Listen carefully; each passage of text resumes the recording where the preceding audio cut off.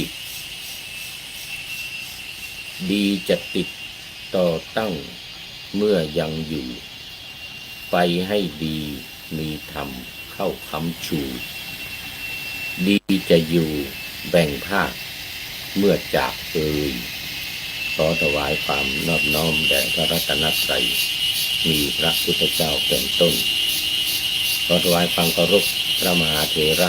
พระเถรานุเถระเจ้าคณะพระสังฆาธิการทั่วโลกมีพระเดชพระคุณพระธรรมเสนาบดีเจ้าคณะภาค7วัดพระธาตุดอยสุเทพเป็นต้นและขออำนวยพรแด่ท่านผู้ฟังท่านผู้ชมสาธุชนพุทธบริษัททั้งหลายวันนี้รายการพระไตรปิฎกลอยฟ้าก็ลอยมาจากวัดพระธาตุดอยสุเทพ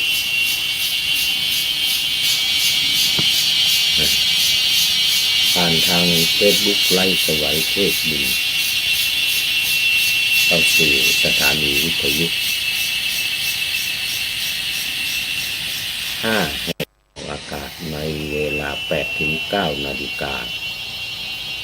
วันจันทร์ถึงวันศุกร์สำหรับตอนนี้ขอต้อนรับท่านพระครูธรรมธรสุริยันสันตจิตโตกราบนมัสการครับพระอาจารย์FC ตัวจริงFC ตัวจริงจริงในวัดพระธาตุดอยสุเทพของเรานี่เองนี่ก็ขอให้เป็น เขาเรียกว่าเป็น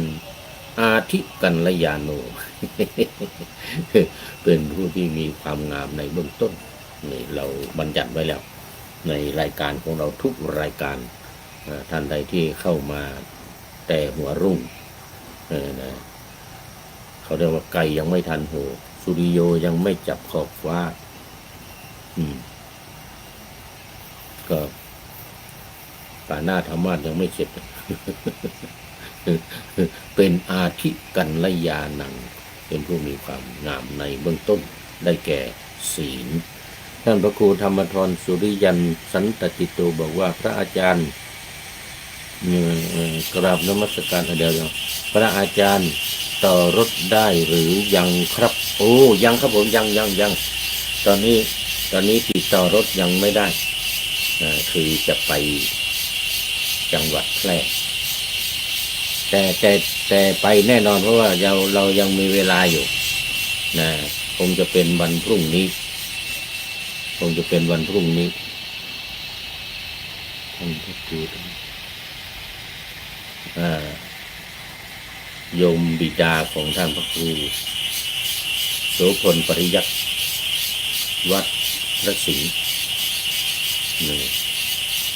วรมหาวิหารของเราเนี่ยได้ถึงแก่กรรมที่อำเภอรองจังหวัดแพร่ได้แน่นอนครับไม่ต้องห่วงได้แน่นอน แต่ว่าตอนนี้ยังไม่ได้ กำลังติดต่อประสานงานกันอยู่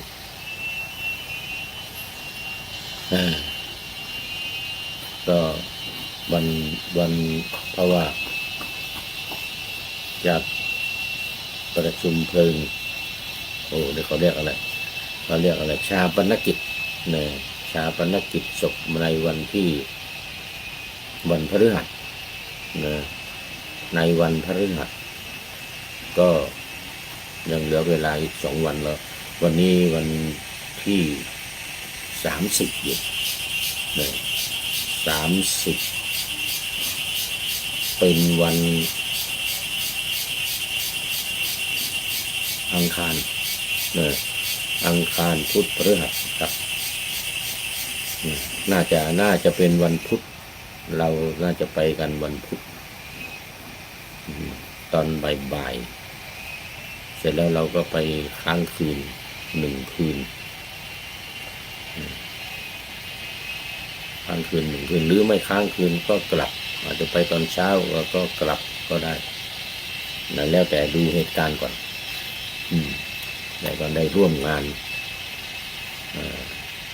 อย่างน้อยๆได้ร่วมงานในวันที่ในวันพุธตอนกลางคืน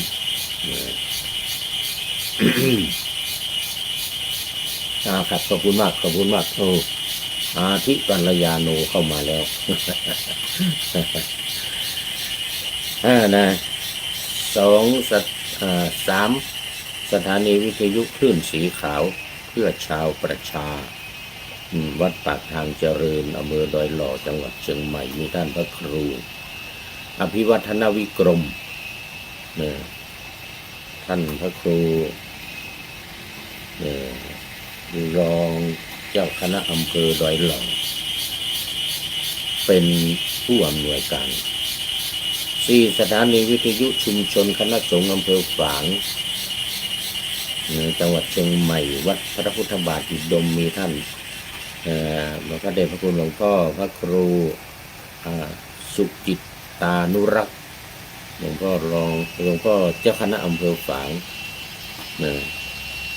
เป็นผู้อำนวยการวัดพระพุทธบาทอุดมอะไร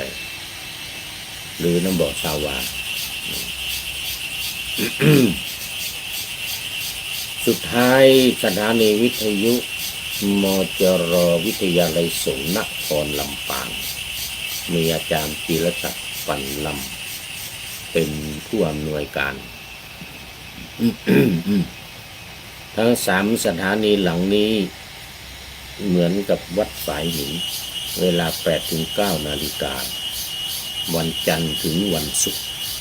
ก็ขอโมทนาขอบคุณท่านผู้อำนวยการทุกสถานีทุกรูปทุกคนไว้หน้าที่นี้เป็นอย่างยิ่ง เอาละตอนนี้ก็เข้ามาสู่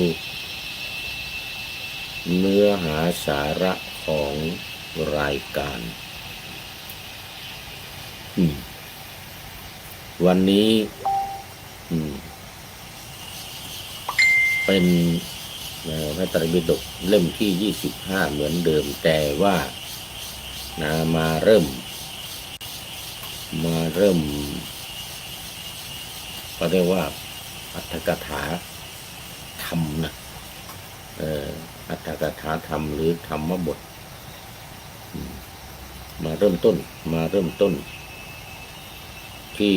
ที่ผ่านมาเป็นอรรถกถาพระวินัย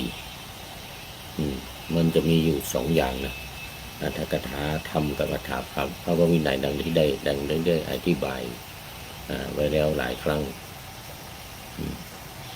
อันนี้มาเริ่มต้นจะเริ่มเป็นอรรถกถาพระวินัยอรรถกถาธรรมอรรถกถาธรรมะขยายเนื้อความของธรรมะซึ่งในพระสุตตันตปิฎกพุทธกนิกายเนี่ยพุทธกนิกายพุทธกปาฐะเล่มที่25นั้นก็เป็นการนำเอาธรรมะเล็กๆน้อยๆนะความจริงนี่นะเขาเรียกว่าธรรมะเล็กๆน้อยๆในเป็นข้อย่อยๆข้อเล็กๆน้อยๆมาพูดคุยมารวบรวมมาไว้ในพระไตรปิฎกเล่มที่25นี้ก็เรียกพุทธกปาฐะความหมายและใจความสำคัญของพุทธกปาฐะนี้ก็คือหมายถึงบทสวดย่อยๆหรือบทสวดสั้นๆแต่ละบทล้วนเป็นธรรมที่เป็นเบื้องต้นแห่งการเข้าถึงธรรมชั้นสูงขึ้นไปอย่าไปดูถูกนะอย่าไปดูถูกว่าเล็กๆน้อยๆนะแต่ว่ามันเป็นพื้นฐานเป็นบาดฐานเป็นพื้นฐานนะเนี่ยอย่างเรือนเนี่ยเห็นไหมเขาบอกว่าอิฐเนี่ยเป็นฐานของเรือนใช่ไหมแต่ที่สำคัญของบ้านของเรือนเนี่ยนะ การสร้างตึกขออภัยตึกอิฐเนี่ยเป็นพื้นฐานของตึกและการศึกษาเป็นพื้นฐานของชีวิตนี่อย่างนี้เลยทีเดียวนะอิฐเป็นพื้นฐานของตึกการศึกษาเป็นพื้นฐานของชีวิตนี่โอ้โหสำคัญตึกอาคารบ้านเรือนต่างๆนี่ถ้าไม่มีก้อนอิฐสักอย่างเดียวเนี่ยโอ้โหเป็นตึกไม่ได้ส่วนประกอบอื่นๆอีกอย่างหินดินหินทรายปูนนะหินทรายปูนแต่หินทรายปูนจะไม่มีความหมายถ้าไม่มีอิฐมากอบเพราะฉะนั้นอิฐจึงเป็นรากฐานของตึกการศึกษาเป็นรากฐานของชีวิตถ้าขาดการศึกษาแล้วก็ไปไม่รอดอย่างน้อยๆเกิดมาอูแวต้องได้รับการศึกษาจากพ่อจากแม่แล้วเรื่องภาษาเรื่องการพูดภาษาใครภาษามันพวกฝรั่งมังค่าก็ภาษาของเขาอินเดียก็ภาษาอินเดียพม่าก็ภาษาพม่าไทยก็ภาษาไทยเราล้านนาเมืองเหนือเรานี่ก็ภาษาล้านนาเนี่ยเริ่มต้นก็คือการศึกษาจากบ้านจากพ่อจากแม่นี่แหละเป็นรากฐานของชีวิตไม่งั้นไม่รู้เรื่องไม่รู้ขี้รู้ตดอะไรถ้าไม่มีการศึกษาเนี่ยนะไม่รู้ขี้รู้ตดอะไรเพราะนั้นการศึกษาเป็นรากฐานของชีวิตเหมือนกับอิฐเป็นรากฐานของตึกว่าวนกันก็ได้การศึกษาเป็นรากฐานของชีวิตอิฐเป็นรากฐานของตึกการศึกษาเป็นรากฐานของชีวิตมีว่าวนกันอยู่อย่างนี้เอาอันไหนก่อนก็ได้เอาอิฐขึ้นก่อนก็ได้อิฐเป็นรากฐานของชีวิตตึกอิฐเป็นรากฐานของตึกการศึกษาเป็นรากฐานของชีวิตว่าวนกันอย่างนี้มันเป็นคำคล้องจองดีนักปราชญ์โบราณว่าไว้เอาละเหมือนกับนี่ธรรมะนะแม้ว่าเล็กๆน้อยๆขุทกปาฐะเนี่ยนะเป็นรากฐานของการเข้าถึงธรรมชั้นสูงขึ้นไปหรือเป็นธรรมที่เป็นไปเพื่อความเจริญโดยส่วนเดียวโดยส่วนเดียวเจริญโดยส่วนเดียวธรรมะเนี่ยเล็กๆน้อยๆเนี่ยอย่าไปดูถูกนะอย่าไปดูถูกนะน้ำทีละหยดทีละหยาดตกลงมานะบนในตุ่มที่หงายไว้เนี่ยมันยังเต็มได้นะเต็มตุ่มได้สันใดนี่อุทะกุมโภวะปูรติเนี่ยนะอะไรที่มีพุทธภาษิตที่พุทธองค์ตรัสไว้อุทะพินทุนิปาเตนะอุทะกุมโภนิวะปูรติเราพุทธาเสดน้ำที่หยดลงทีละเม็ดทีละหยาดเนี่ยนะอุทะพินทุนิปาเตนะเนี่ยนะน้ำที่หยดลงทีละหยดทีละหยาดเนี่ยนะอุทะกุมโภวะปูรติมันก็จะทำให้หม้อที่หงายไว้นะหรือไปคว่ำไม่ได้นะ หม้อที่หงายไว้อยู่กลางแจ้งนะอยู่กลางแจ้งนะมันก็เต็มได้ฉันใดนี่ขุทกปาฐะทำเล็กๆน้อยๆว่านี่นะบทย่อยๆบทสวดสั้นๆแต่ละบทนี่ล้วนเป็นธรรมที่เป็นเบื้องต้นเป็นพื้นฐานเข้าถึงธรรมชั้นสูงหรือเป็นธรรมที่เป็นไปเพื่อความเจริญโดยส่วนเดียวมีทั้งหมด9บทในขุทกปาฐานนี่นะ1สรณคมคือไตรลักษณ์ของเราเนี่ย2ทัสสะสิกขาบท10ของสามเณร3ทวัตติงสาการนี่อาการ32ของร่างกายของเรานี่นะ เออสี่สามเณรปัญหากุมารปัญหานี่ปัญหาของสามเณรห้ามงคลสูตรโอ้มงคลสูตรของเรานี่นะนี่พระเดชพระคุณหลวงพ่อสิริมังคลาจารย์นำมารจนา เขียนไว้นี่นะมงคล38นี่นะเล็กๆน้อยๆเนี่ยนะไม่ใช่ว่าไม่ใช่จะมาสำคัญนะโอ้ตั้งแต่อาเสวนาจะพาลานังไปนี่นะถึงโน่นเนี่ยจิตเกษมนู่นเขมังบรรลุนะเป็นพระอรหันต์นู่นนะแม้ว่าเบื้องต้นเล็กๆน้อยๆอย่างความ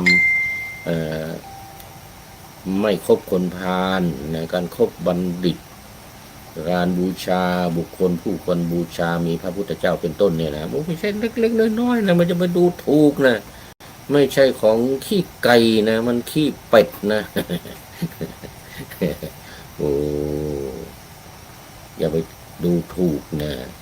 มันเป็นขั้นขึ้นไปนะเหมือนเราจะขึ้น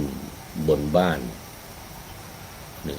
เราจะต้องเหยียบบันไดขั้นแรกก่อนนะ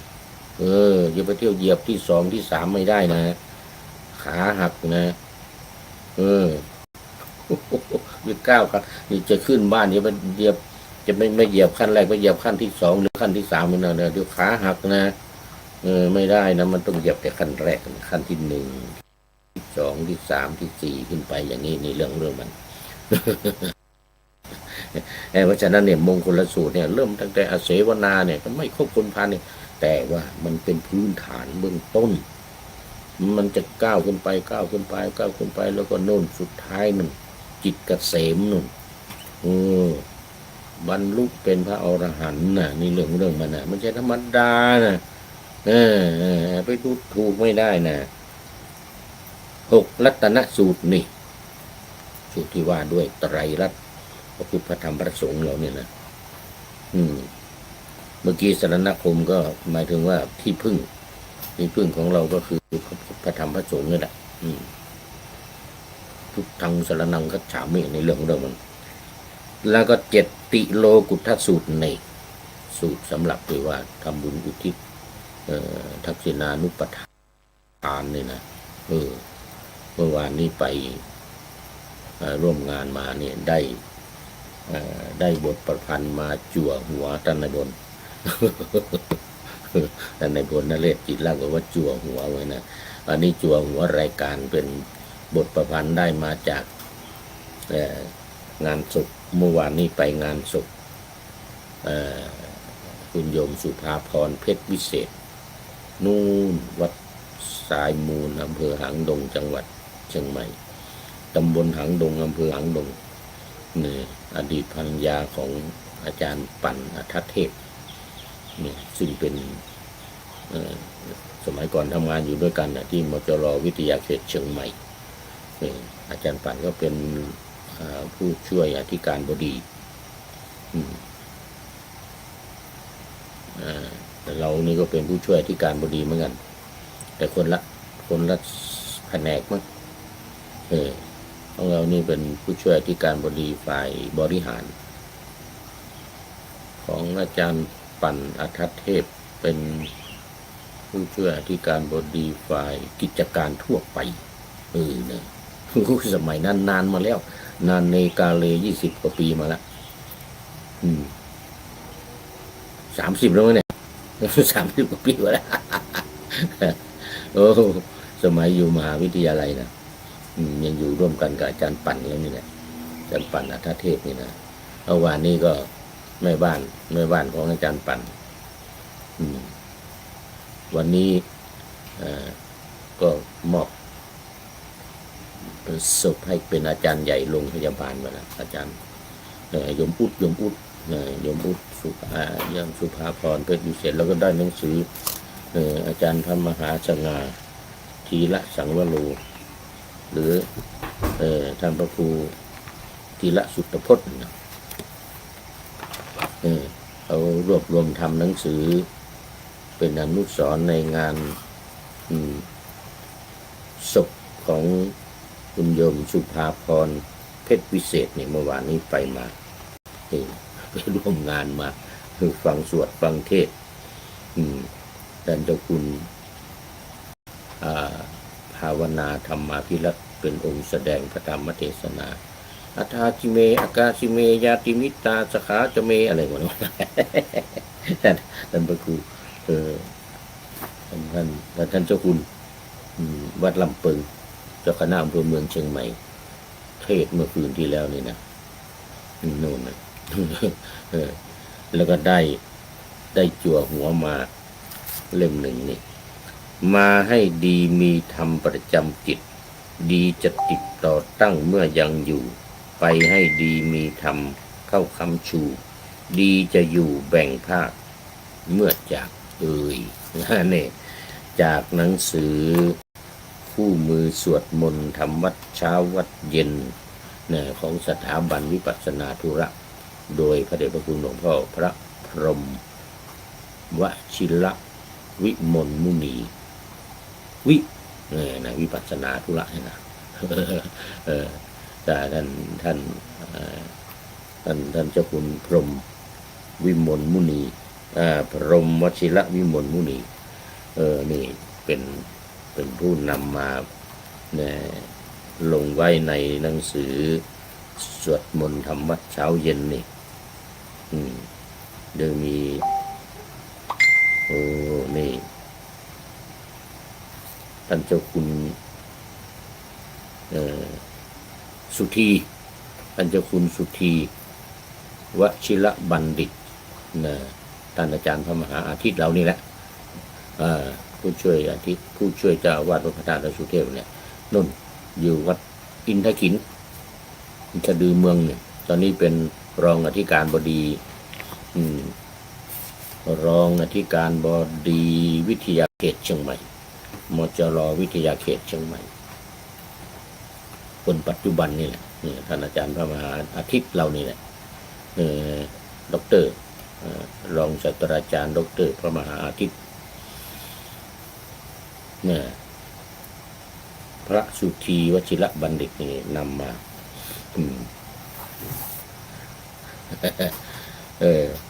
ก็นี่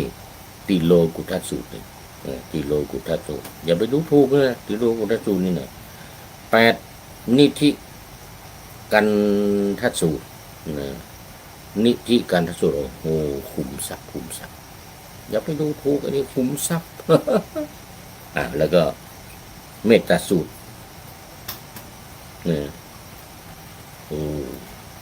กรณียเมตตากุศลยันตังนี่เมตตาสูตรอย่าไปดูถูกนะเมตตาสูตรนี่สำคัญนะเป็นเบื้องต้นนะเมตตาเนี่ยโอ้โหสุดยอดมีอานิสงส์11 ประการเนี่ยนะเดี๋ยวเราจะว่าในรายละเอียดกันต่อไป9 บทนี่เป็นบทที่มาในขุททกปาฐะ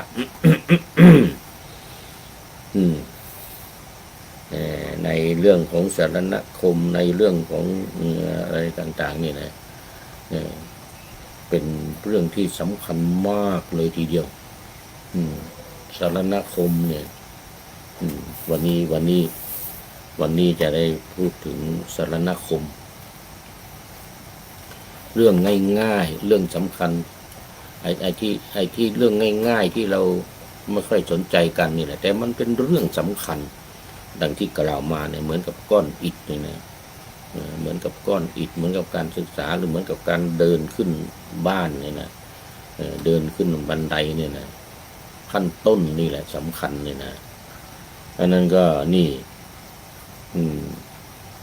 สุตตันตปิฎกขุททกนิกายเนี่ยฝ่ายธรรมเนี่ยนะอรรถกถาธรรมะเนี่ยนะเรื่องเล็กๆน้อยๆบทย่อยวันนี้จะได้มาเริ่มในเรื่องของสรณคมในขุททกปาฐะว่าด้วยที่พึ่งที่พึ่งของเรานี่แหละเรื่องของเรามันในสรณคมนี่นะ แต่ความหมายมันดีนะคำว่าสรณคมนี่นะหมายถึงสิ่งที่ทำลายขจัดปัดเป่าบรรเทาทุกข์ภัยและกิเลสการยึดถือพระรัตนตรัยเป็นสรณะก็เพื่อเป็นเครื่องช่วยทำลายขจัดปัดเป่าทุกข์ขจัดปัดเป่าทุกข์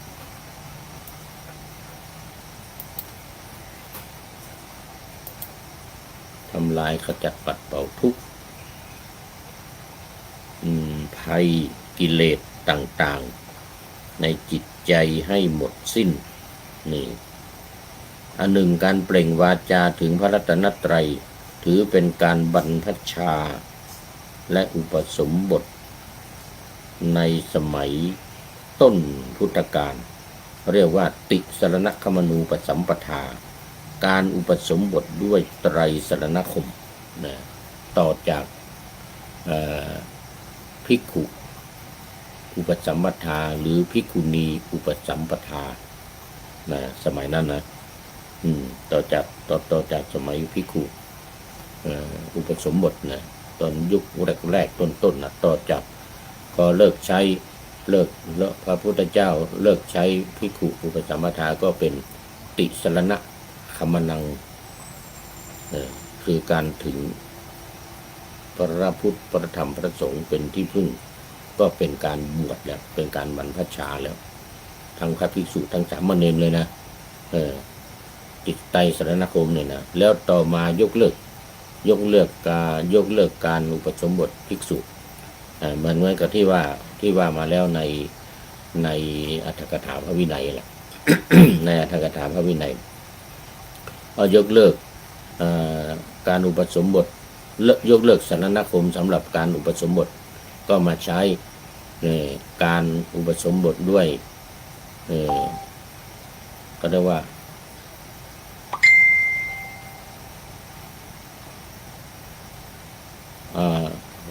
พระเดชพระคุณหลวงพ่อสุทธิสงมลำเข้ามาโมทนาไม่ทันได้ดูขออภัยตอนนี้เป็นเดี๋ยวก่อนอาจจะเป็นมัชเชแล้วนะเนี่ยอาจจะเป็นมัชเชกันระยานังเดี๋ยวเป็นมัชเชกันระยานังหรือเปล่ายังเป็นมัชเชแล้วมัชเชกันระยาโนครับพระเดชพระคุณ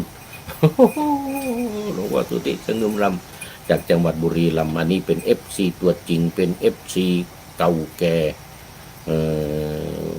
มานมนานเนกาเล FC ตัวจริงเหมือนกับท่านพระครูธรรมธรสุริยันผม FC ตัวจริงมารายงานตัวแล้วครับผมเหมือนกันนะ อันนี้พระเดชพระคุณหลวงพ่อสุทธิสงมลำเข้ามาแล้ววันนี้เป็นมัชเชกัลยาโน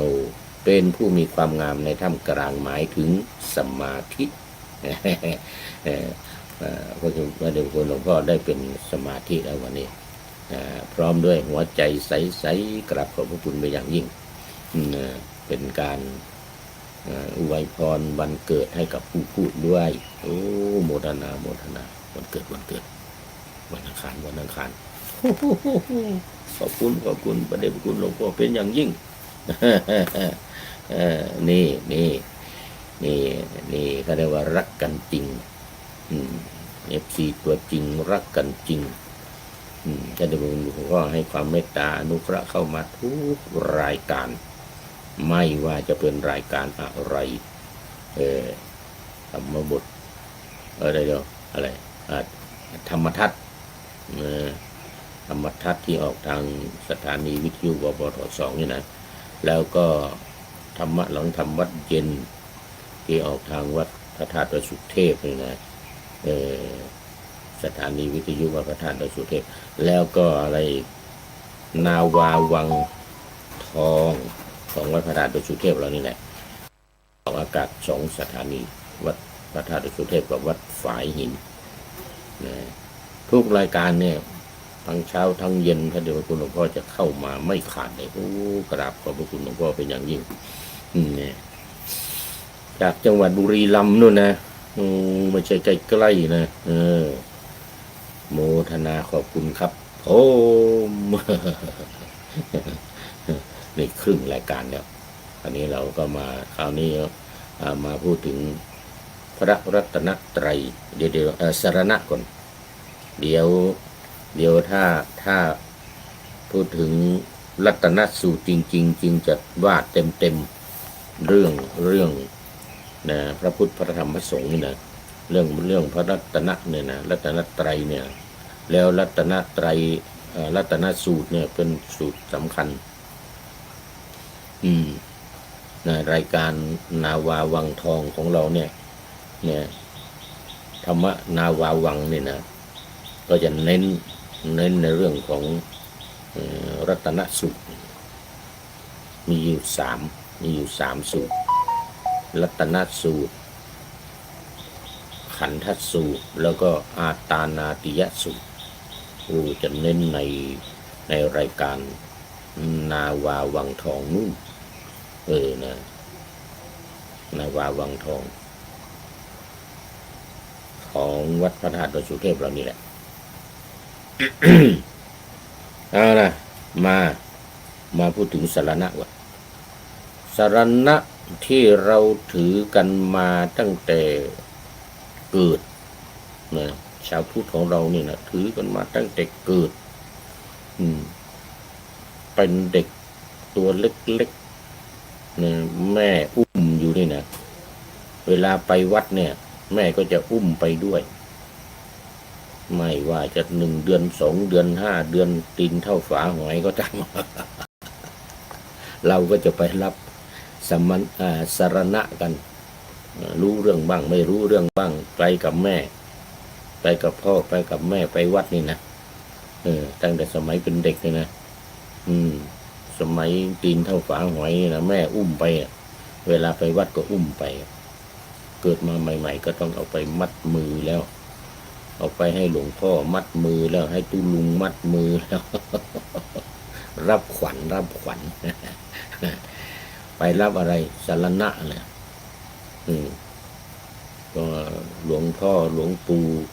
ตุลุงทั้งหลายในวัดวาอารามต่างๆนี่นะเราตอนเป็นเด็กเราไปหลวงพ่อก็จะให้สรณะก่อนนะคือรับศีลเราก็จะต้องรับพุทธังสรณังคัจฉามิธัมมังสรณังคัจฉามิสังฆังสรณังคัจฉามิ ว่าตามพ่อตามแม่นั่นแหละไม่รู้เรื่องอะไรหรอกไม่รู้ขี้รู้ตดก็ตามว่าตามพ่อแม่ไปพ่อแม่ว่าก็ว่าไปงั้นนะไม่รู้ความหมายหรอกแต่ว่ามันก็ได้ยินนะได้ยินหลวงพ่ออธิบายนะได้ยินหลวงปู่หลวงตาตุลุงทั้งหลายที่เราไปวัดกับพ่อแม่นี่นะเรารับตั้งแต่ตอนเป็นเด็กๆเข้าฝาหอยนี่นะมาแล้วนี่แหละเป็นรากฐานเป็นพื้นฐานของชีวิตเราที่สำคัญมากสรณะเนี่ยนี่เราก็จะกล่าวว่าพุทธังสรณังคัจฉามิเนี่ยอันดับแรกนี่นะโมตัสสะภะคะวะโตอะระหะโตสัมมาสัมพุทธัสสะนี่ทางภาคเหนือนี่ว่าสั้นๆนะโมตัสสะตุนะภาคเหนือนี่นะภาคเหนือนี่จะว่ากันสั้นๆนะโมตัสสะตุก็อันเดียวกันกับนะโมตัสสะภะคะวะโตอะระหะโตสัมมาสัมพุทธัสสะนั่นแหละคือว่าย่อเอาแล้วจะว่านะโมตัสสะภะคะวะโตอะระหะโตสัมมาสัมพุทธัสสะนี่มันยาว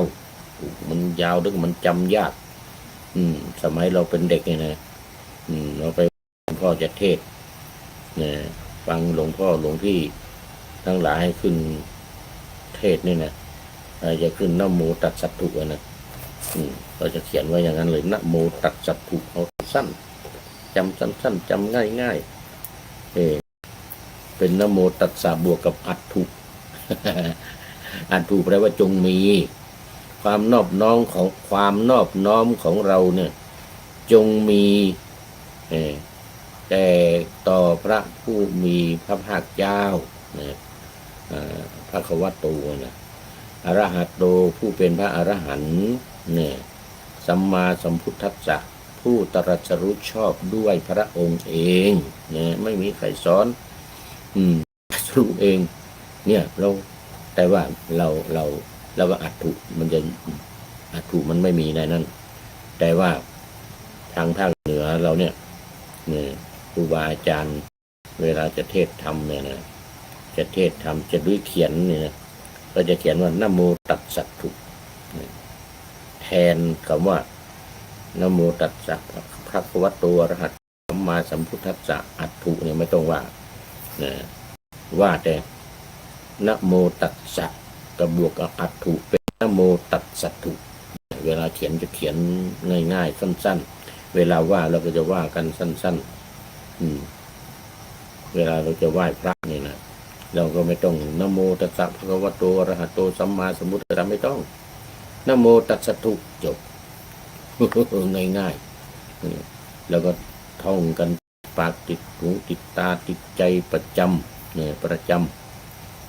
ำเวลาหลับละเมอออกมาเนี่ยนะโมตัสสะถุเหมือนสมัยพุทธกาลมีเด็กที่นอบน้อมถึงพระพุทธเจ้าเลยพูดว่านะโมพุทธัสสะอันนี้มันมีอัตถุอีกแล้วเอาพุทธัสสะเข้ามาเป็นนะโมพุทธัสสะมันก็ปราบผีได้ปราบยักษ์ได้ยักษ์กลัวยักษ์จะเข้าไปกินไปดึงขาเด็กสะดุ้งตื่นนะโมพุทธัสสะยักษ์ลงยอมเลยเนี่ยอำนาจของสารณคมนี่นะอำนาจของพระพุทธพระธรรมพระสงฆ์นี่นะโอ้จะไปดูถูกนะนี่นะจะไปดูถูกนะนี่นะข้าพเจ้าขอถึงพระพุทธเจ้า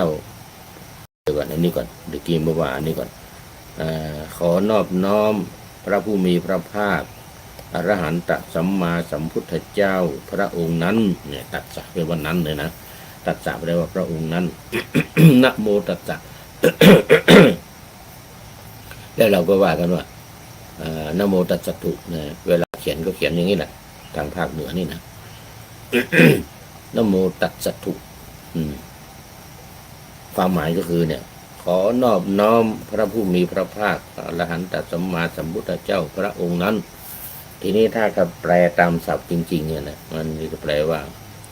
นะโมอันว่าความนอบน้อมจงมีอัตถุ อัตถุจงมีตัสสะภะคะวะโตอะระหะโตสัมมาต่อพระผู้มีพระภาคภะคะวะโตต่อพระผู้มีพระภาคสัมมาสัมพุทธัสสะผู้เป็นพระอรหันต์เดี๋ยวก่อนอรหัตโตเนี่ยอรหัตโตเป็นผู้เป็นพระอรหันต์สัมมาสัมพุทธัสสะผู้ตรัสรู้ชอบได้ด้วยพระองค์เองตัสสะพระองค์นั้น แต่ในภาษาไทยเราจะแปลเอาความว่าขอนอบน้อมพระผู้มีพระภาคอรหันตสัมมาสัมพุทธเจ้าพระองค์นั้นในไพเราะเพราะพริ้งมากถ้าแปลตามศัพท์นั้นมันอาจจะไม่ไพเราะเพราะไม่ไพเราะแล้วก็ยาวแต่ว่าไปตามไวยากรณ์ของภาษาบาลีนะโมก็คือความนอบน้อมอย่างเมื่อคืนนี้ไปฟังเทศท่านเจ้าคุณภาวนาธรรมาภิรัตน์วัดลำเปิงนะฮะเจ้าคณะอำเภอเมืองเชียงใหม่ก็ขึ้นต้นว่าขอความนอบน้อมของข้าพเจ้าจงมีแก่พระ ตถาคตผู้เป็นพระอรหันต์ตรัสรู้ชอบด้วยพระองค์เองอย่างนี้เลยนะอย่างนี้เลยว่าตามไวยากรณ์ภาษาบาลีเลยนะอันนั้นเป็นการเข้าถ้าแปลเนี่ยเขาเรียกว่าแปลยกศัพท์แปลยกศัพท์ แปลยกศัพท์ยกศัพท์ยังไงคือตามไวยากรณ์นะแห่งของเมื่ออะไรนะโมอันว่าความนอบน้อมเนี่ยความนอบน้อมของข้าพเจ้าจงมีอย่างเงี้ยนะอะไรนี้ขึ้นมาอย่างไงเนี่ยความนอบน้อมของข้าพเจ้าจงมีต่อพระผู้มีพระภาคเลยสัมมาสัมพุทธเจ้าเนี่ยนะเพราะฉะนั้นแม้คำแปลเนี่ยแม้คำแปลว่าของนะโมตัสสะภะคะวะโตอะระหะโตสัมมาสัมพุทธัสสะไม่ว่าจะว่าสั้นว่ายาวไม่ว่าจะว่าแบบสั้นนะโมพุทธัสสะหรือว่าจะว่านะโมตัสสะทุอย่างนั้นนะ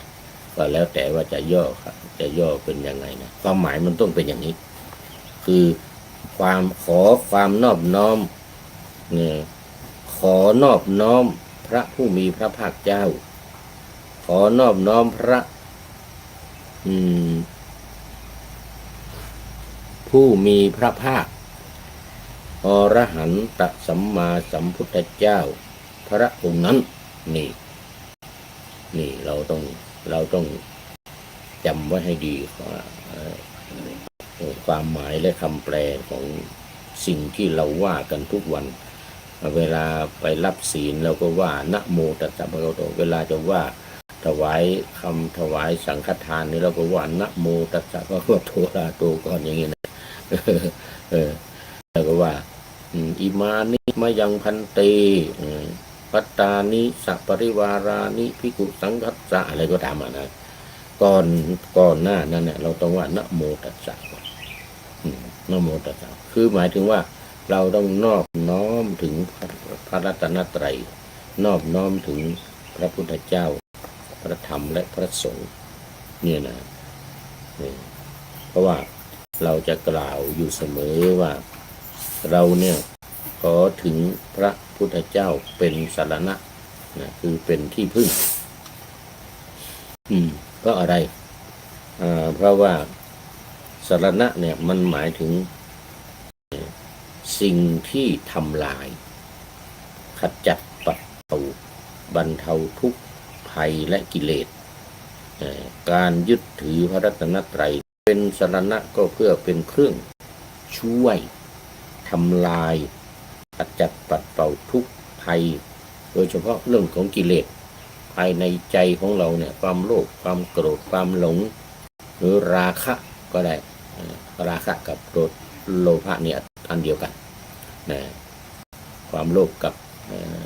ความใคร่เนี่ยราคะก็คือความอยากความต้องการ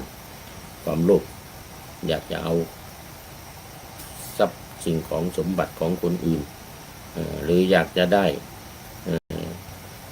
คนนั้นคนนี้มาเป็นภรรยาของเรามาเป็นคู่ของเราอย่างเงี้ยนะอย่างเงี้ยอันนี้เขาเรียกว่ามันเป็นความโลภมันเป็นความใคร่อันเดียวกันโลภะกับราคะอันเดียวกันบางที่เราจะเขียนว่า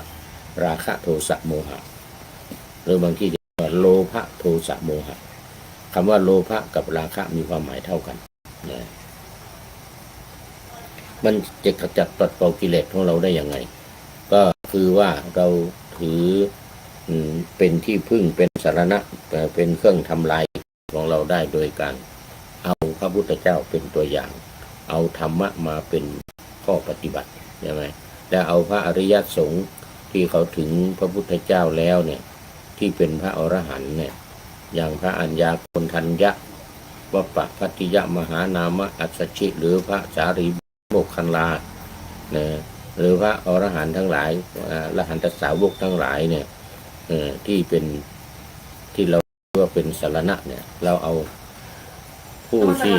ครับผม ไปแล้วนะโอ้ค่ะเดี๋ยวผมตามไปครับท่านพระครูดีกาประเสริฐประสันโนนี่เจ้าของรายการวันพรุ่งนี้จัดรายการก่อน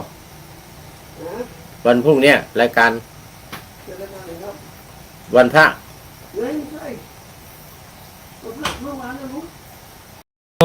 เมื่อวานไปแล้วเปิดเทปเ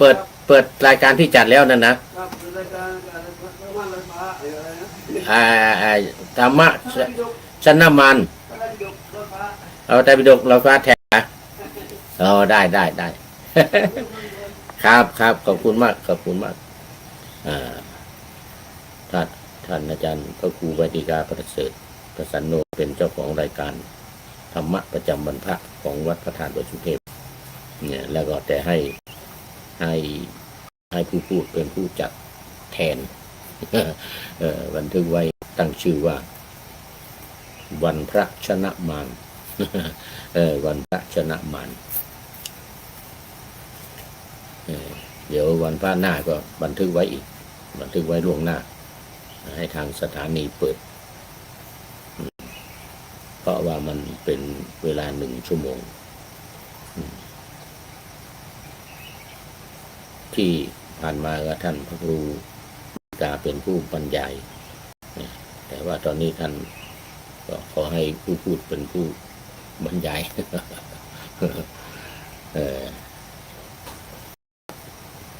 มาเรื่องเสร็จแล้วนะใกล้จะถึงเวลาทำวัดเย็นแล้วเนี่ยโอ้นี่มันใกล้จะหมดเวลาแล้ว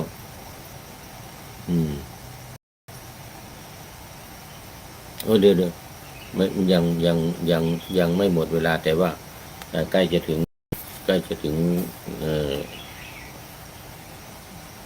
การทำวัดเย็น5 โมงเย็น5 โมงครึ่งนะ17:30 นาทีเริ่มตีละครั้งแล้วก็เริ่มไปทำวัดสวดมนต์กันเดี๋ยวจบรายการนี้เราก็จะได้ไปทำวัดสวดมนต์ไหว้พระบรมธาตุดอยสุเทพนี่มาพูดถึงว่าเป็นที่พึ่งของเราได้ยังไงเนี่ยว่าด้วยการกล่าวถึงพระรัตนตรัยเป็นสรณะเราเนี่ยนะก็เป็นอย่างนี้อย่างที่กล่าวมาเนี่ยแล้วก็การที่เราว่าเป็นประจำข้าพเจ้าขอถึงพระพุทธเจ้าเป็นสรณะพุทธังสรณังคัจฉามิธัมมังสรณังคัจฉามิข้าพเจ้าขอถึงพระธรรมเป็นสรณะแล้วก็สังฆังสรณังคัจฉามิข้าพเจ้าขอถึงพระสงฆ์เป็นสรณะที่เราว่ากันเป็นประจำเนี่ยแม้ครั้งที่ 2แม้ครั้งที่3คำครั้งทุติยัมปิตัตติยัมปิแม้ครั้งที่ 2ตัตติยัมปิแม้ครั้งที่ 3ก็ขอถึงพระพุทธเจ้าเนี่ยเป็นที่พึ่งเป็นสรณะแต่คือท่องและว่าให้จำให้ขึ้นใจแล้วเนี่ยสรณคมหรือพระพุทธพระธรรมพระสงฆ์นี่ก็จะมีอำนาจในการที่จะช่วยเรากำจัดปัดเป่าความทุกข์ทั้งหลายเวลาความทุกข์ขึ้นเวลากิเลสทั้งหลายที่อยู่ในใจของเราเนี่ยเกิดขึ้นก็จะสามารถกำจัดออกไปได้โดยการเปล่งวาจาถึงพระรัตนตรัยทีนี้ในที่นี้บอกว่าในการบวชเป็นพระภิกษุการบวชเป็นสามเณรบวชพระภิกษุเรียกว่าติสรณะคมนังนิธิตังเนี่ยนะติสรณะคมนูปสัมปทาเนี่ยที่เราว่ากันอยู่ทุกวันเนี่ยความจริงเนี่ยเวลาให้ศีลเนี่ยเวลาให้ศีลเวลารับศีลเนี่ยเราก็จะรับศีลว่าพระก็จะว่าพอพุทธังธัมมังสังฆังเสร็จนะ สังฆังสรณังคัจฉามินี่นะเราก็ถึงพระสงฆ์เป็นที่พึ่งเป็นสรณะแม้ครั้งที่สามเนี่ยแล้วพระก็จะว่าติสรณะขมนังนิติตังนิติตังคือจบแล้วการถึงการขอถึงพระรัตนตรัยจบใช้เวลาบรรพชาอุปสมบทเท่านั้นนะแต่ปัจจุบันนี้เราก็ว่ากันเอามาว่ากันเวลาให้ศีลเวลารับศีลเนี่ยความจริงแล้วก็ไม่จำเป็นต้องว่ามันว่าสำหรับเวลาบรรพชาเป็นสามเณรก่อนจะอุปสมบทสมัยก่อนสมัยพระพุทธเจ้าเนี่ยการอุปสมบทเนี่ยก็แค่รับศีลเดี๋ยวก่อนแค่ถึงสรณะเนี่ยตัตติยัมปิสังฆังสรณังคัจฉามิเนี่ยแค่นี้เป็นพระภิกษุแล้วเป็นสามเณรแล้วก็เป็นพระภิกษุได้ทั้งสองอย่างได้ทั้งบวชเป็นสามเณรได้ทั้งบวชเป็นพระภิกษุแต่ในปัจจุบันเนี่ยสามเณรก็ยังการพระชาเป็นสามเณรเนี่ยพอจบตัตติยัมปิสังฆังสรณังคัจฉามิเนี่ยแล้วพระอุปชาว่าติสรณะขมนังนิติตังเราก็รับว่าอามะพันเตเนี่ยนะจบเป็นสามเณรแล้วในส่วนศีล10 ข้อก็เป็นอีกเรื่องหนึ่งต่อมาถัดมาก็รับศีล สมาทานศีลอีก10 ข้อพระสงฆ์ก็รับสิกขาบทอีก227 ข้อเนี่ยนะภิกษุณีก็รับสิกขาบทอีก311 ข้อเนี่ยตามมาแต่การบวชเป็นสามเณรจบแล้วตั้งแต่รับศีลรับสรณคมจบพระภิกษุก็เหมือนกันสมัยพุทธกาลเนี่ยนะสมัยที่ยังไม่ยกเลิกนะก็ติสรณะขมนังนิติตังอามะพันเตจบเป็นภิกษุแล้วสมัยนั้นแต่ปัจจุบันนี้ต้องสวดยัตติตุตกรรมเลิกจากงดเว้นว่าอุปสมบทเนี่ยสรณคมงดนะก็มาบวชเป็นอุปสมบทโดยมีการสวดมีพระกรรมวาจาจารย์อนุสาวนาจารย์สวดยัตติจตุตกรรมจึงเป็นสุจึงเป็นพระนี่เป็นพระอย่างนี้ในปัจจุบันเอาดูไปดูมาหมดเวลา ดูไปดูมาหมดเวลาแล้วเอาละวันนี้พระเดชพระคุณหลวงพ่อสุทธิสงึมรำเข้ามาตั้งแต่ตอนแรกเดี๋ยวมันมีวันนี้ท่านพระครูธรรมธรเข้ามาแล้วหลวงพ่อสุทธิสงึมรำเข้ามาแล้วก็ไม่มีเข้ามาต่ออีกก็เป็นปริโยสานกัลยาโนไปในตัวขอบคุณเป็นอย่างยิ่งหลวงพ่อเข้ามาเป็นมัชเชกัลยาโนมัชเชกัลยาโนงามในท่ามกลางตอนนี้ก็เป็นปริโยสานกัลยานังมีความงามในที่สุดด้วยขอบคุณเป็นอย่างยิ่งแล้วนะวันนี้ก็จบเรื่องของสรณคมวันนี้จบเรื่องของสรณคมแล้ววันต่อไปเราก็จะมาพูดเรื่องต่อไปอีกทักษะสิกขาบทของสามเณรกันต่อไปมาดูวันนี้ก็ปิดท้ายรายการวันนี้ดังที่ได้กล่าวแล้วในเบื้องต้นได้จั่วหัวไว้ข้อคิดในวันนี้จากหนังสือสวดมนต์ได้รับแจกมาเมื่อวานนี้นะคู่มือสวดมนต์ทำวัดเช้าเย็นของค ศูนย์วิปัสสนาธุระของมหาวิทยาลัยมหาจุฬาลงกรณราชวิทยาลัยนะโดยพระเดชพระคุณหลวงพ่อพระพรหมวชิระพระพรหมวชิระมงคลมุนีวิวัดมหาธาตุยุวราชรังสิตแล้วก็เจ้าคณะกรุงเทพมหานครองค์ปัจจุบันเจ้าคณะกทม ได้ให้หนังสือคู่มือสวดมนต์นี่มาแล้วก็มีบทประพันธ์แต่งโดยก็เป็นของเก่านะเป็นของเก่าโดยพระเดชพระคุณหลวงพ่อนำมาไว้ในหนังสือคู่มือสวดมนต์ธรรมชาติธรรมเย็นนี้ว่ามาให้ดีมีธรรมประจิตดีจะติดต่อตั้งเมื่อยังอยู่ไปให้ดีมีธรรมเข้าค้ำชูดีจะอยู่แบ่งภาคเมื่อจากขอบคุณพระเดชพระคุณหลวงพ่อพระพรหมวชิระวิมลมุนีวิไว้หน้าที่นี้เป็นอย่างยิ่งคือมาดีไปดีมาดีมาไปดีมาดีคือมาก็มาให้ดีไปก็ไปให้ดี เป็นข้อคิดท้ายรายการวันนี้ฝากสำหรับท่านผู้ฟังทั้งหลายนำเป็นข้อคิดข้อปฏิบัติกันสืบไปให้ดังๆเพื่อชมฟังเช่นขยันทำงานทางวาจากายใจขวนขวายกิจการงานนานา